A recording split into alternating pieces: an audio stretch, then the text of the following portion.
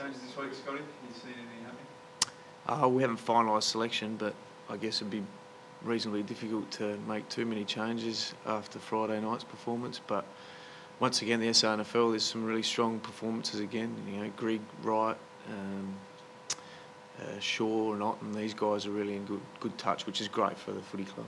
You made yourself 10-40 the other day. You look back at how quickly you had to take over the role and adjust. Is it kind of how you imagine it turning in? No, well, I didn't imagine it would turn out quite like this, Theo, but yeah, look, it's a week-to-week proposition for us. We know where we're at in terms of the season. It was great to perform the way we did on Friday night, but you know that's forgotten now. But we have to focus on Essendon this week. Is that the benchmark, that win against Richmond, your intensity, tackling everything, just in completeness?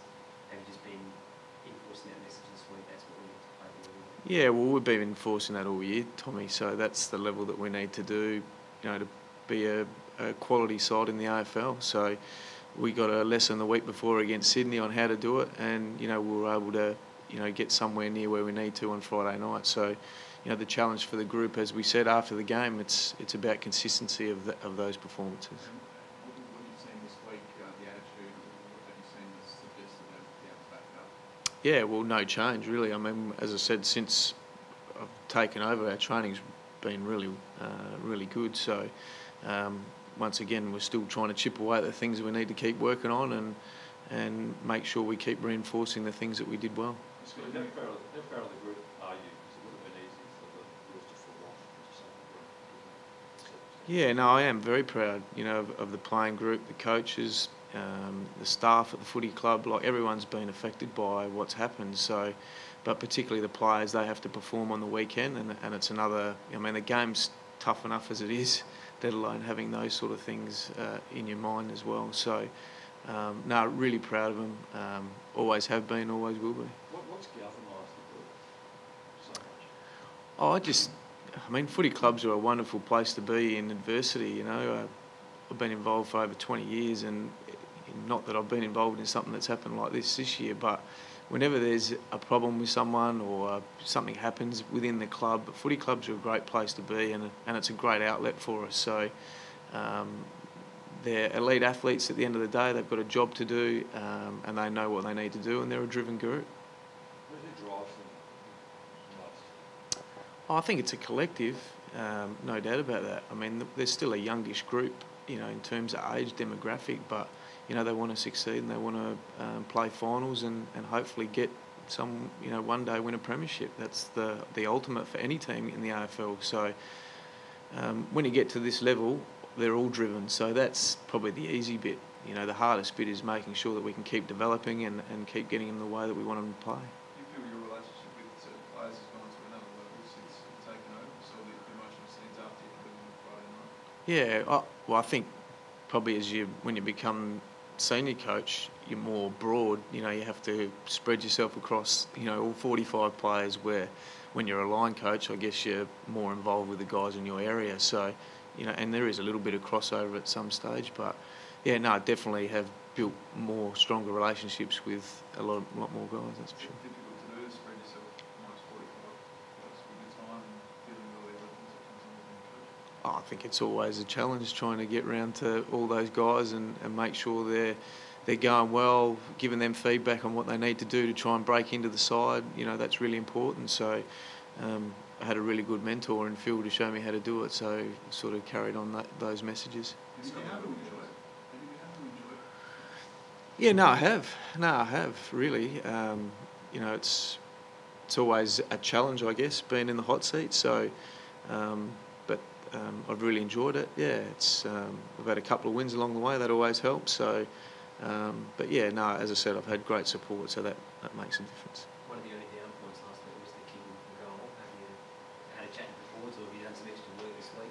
Oh, I think it's a collective, Tommy, really. I mean, a lot of guys missed a lot of shots, so, you know, it's an ongoing battle in the AFL, not just at this footy club. So, you know, as I said to them, we can't afford to be giving easy shots away, and scoreboard pressure is the ultimate pressure in footy. So that's a real critical part of the game, and we've practiced as much as what we have done previously, so they understand how important it is, and they're not trying to miss. So it's the pressure of the game is immense. Obviously, the kicking's been a big focus all year. Is there anything you can do in a week to turn it around? Oh, not in a week, no. I think it's just long term and making sure their routine's right, making sure their technique's right, and we keep chipping away at those sort of things, and we keep training and putting them in pressure situations, because at the end of the day it's easy just to kick around cones, but it's a bit different when you've got someone coming at you. So that's what we're trying to do. So what have you learned in the past 6 weeks? Have you changed as a person? I hope not. I hope not. I'm not sure. We have to ask everyone else, but no, I don't think so.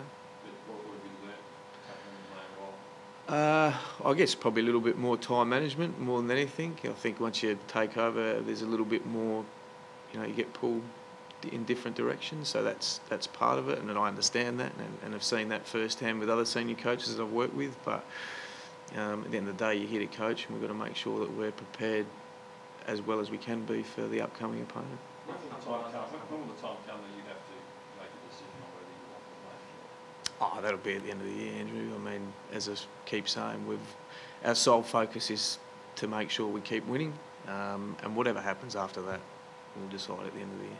That's not the upcoming opponent. Do you come up against the Bombers at a good time? They seem to be that way.